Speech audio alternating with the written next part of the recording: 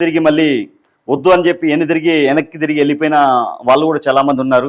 మనం చూస్తూనే ఉన్నాం.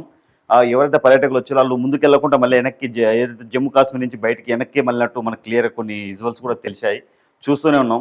ఏదేమైనప్పటికీ మన ఇండియన్ ఆర్మీ చేతిలో కూడా ఇద్దరు ఎవరైతే ఉగ్రవాదులు ఉన్నారో వాళ్ళు కూడా చనిపోయినట్టు మనకు తెలుస్తుంది. మొత్తానికి అయితే ఇప్పటివరకు 28 మంది ప్రాణాలు కోల్పోయినట్టు క్లియర్గా అర్థమవుతుంది. చూద్దాం. ఏదేమైనా ఇలాంటి వాళ్ళని ఎప్పటికైనా మన ఇండియన్ ఆర్మీ కూడా దెబ్బ తీయాలని చెప్పి మరోసారి ముస్కర ముఖాలు మరోసారి పేటరేగిపోయారు.